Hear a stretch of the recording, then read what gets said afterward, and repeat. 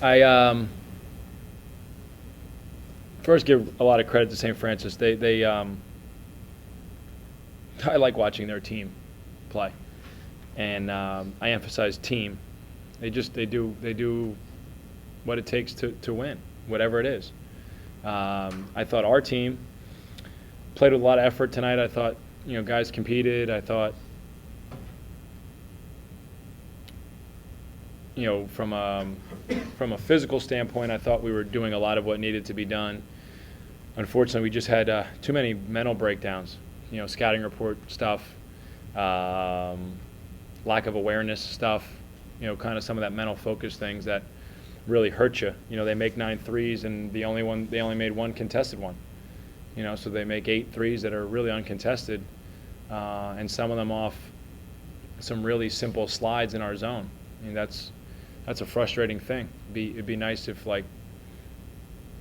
maybe someone beat you with something other than it sticks out on the scouting report. That being said, I appreciate the fight from our guys tonight, and there was a lot of good moments for us, just not enough of them. Last game we shut down Ryan, from their strength, which was 3-point shooting tonight. How, from a game-to-game basis, does it kind of go to the opposite of this? Well, I mean, obviously, St. Francis, they do a really good job, and you have to be extremely disciplined against St. Francis, and that wouldn't be one of our finer qualities. They do a really good job of trying to stretch your zone, get you out of position, and then they have the ability to put 2 or 3 shooters on the floor at the same time. They pass the ball extremely well, so you have to be urgently moving on the flight of the ball, which we aren't and don't, because that takes footwork and foot movement and brain power. So they stretch you, and then they're able to get the ball into certain areas of the floor where they can score. So, for example, the first 3 that they made of the game, all week we talked about our forward not getting overextended on the wing if the person on the wing was not named Ben Malad Munir, and if they were outside of scoring area. But the first point to wing pass, we get extended outside of scoring area. They throw the ball directly to the corner to Ben, and he makes 3. So for 3 days, we work on that. And then the first play, you're not tired yet, you're not nervous yet, you're just should be fresh.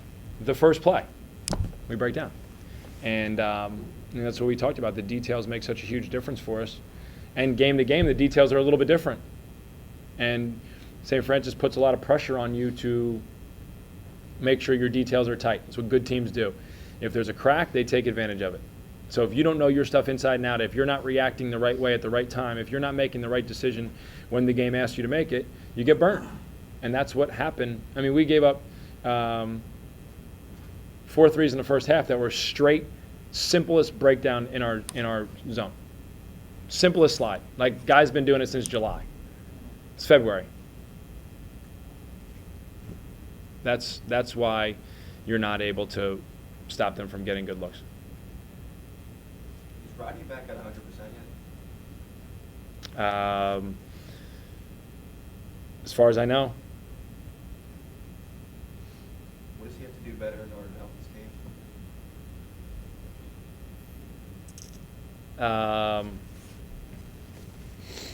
game? Obviously he's rebounding the ball extremely well. He's turned it over more this year than he has he did last year. I just think being efficient with his offense.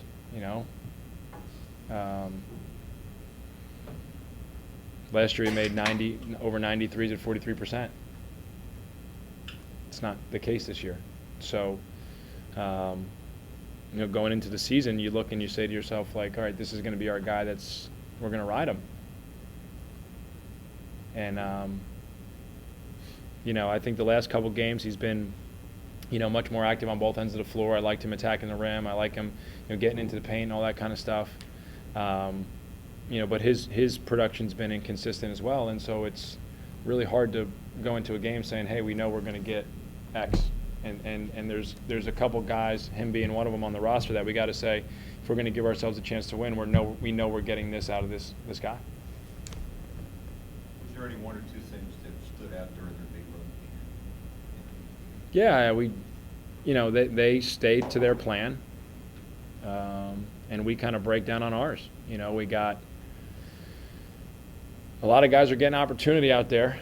Some of them are taking advantage of it, and some of them, Conrad gets screened, and Angelou makes a three. We don't switch out on the handoff. Angelou makes a three. Ronnie Drennan drives right 3 times in a row. Basil Thompson drives left and spins and scores. They made their free throws. We felt sad. Our ball movement wasn't as fluid. We settled for a couple threes that we probably didn't need to take. We're not a good three-point shooting team. I don't think that's everybody knows that. And so, maybe you need to keep trying to move the ball and find a crack to be able to penetrate so you can get a high percentage shot. I think we settled for some threes that, weren't there, and that makes it tough. Why are you settling for threes? I mean, you took more than St. Francis. I saw Dennis Capella, the 14th game, you shot below 30% as a team. We don't have anyone on our team that shoots over 30%. Yeah. But it's called path of least resistance. There's a reason guys are open from the three-point line. And you have to check your ego and say, okay, listen, I'm not doing this very well this year. Or so we got to figure out something else to be able to score. And that's, what happens. Maybe there's not a great, maybe off the first ball screen or the first, reversal of the ball, maybe there's not a great opportunity to score. And so instead of just continuing to work, we kind of just say, hope this goes in. Right? We do a lot of hoping and wishing instead of executing and making things happen, and that's offensively and defensively. Right? We gamble on a lot of stuff and hope that a guy's going to miss instead of making sure that they miss, or we hope we're going to make a shot instead of saying, this is the highest percentage shot we can get on the possession. Kayvon had a couple settle threes that kind of hurt us. Matty in the first half took a couple threes. He made 2 of his first 3.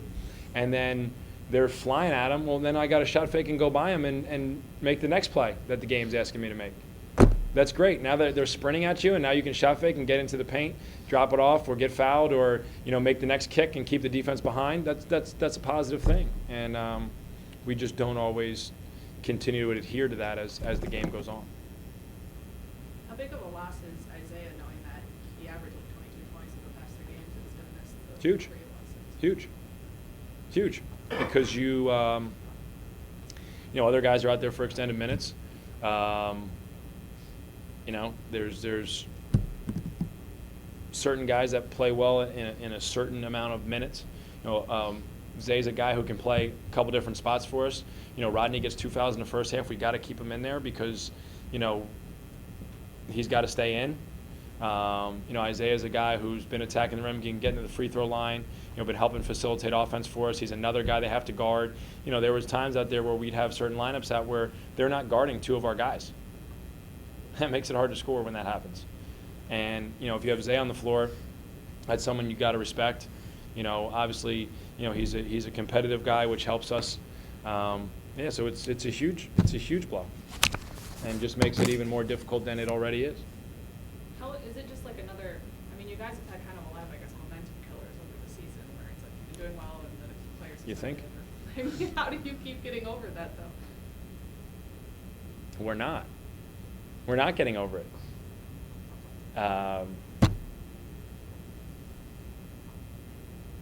The only thing we can continue to do is work and continue to try and do things the right way, but it definitely hurts.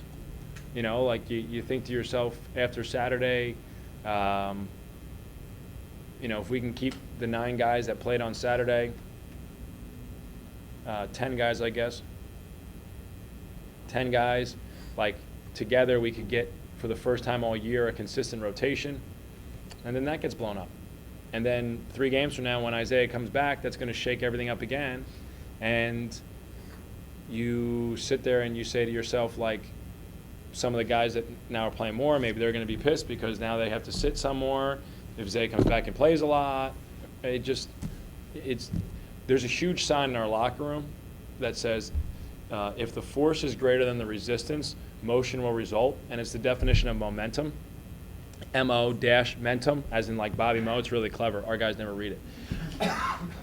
If the force is greater than the resistance, motion will result, right? Force being a positive thing, resistance being a negative thing. That's all we ever do is provide resistance for ourselves. You get resistance from your opponent, you get resistance from officials, you get resistance from injuries, you get resistance from opposing fans, you get all this resistance from everybody outside your locker room.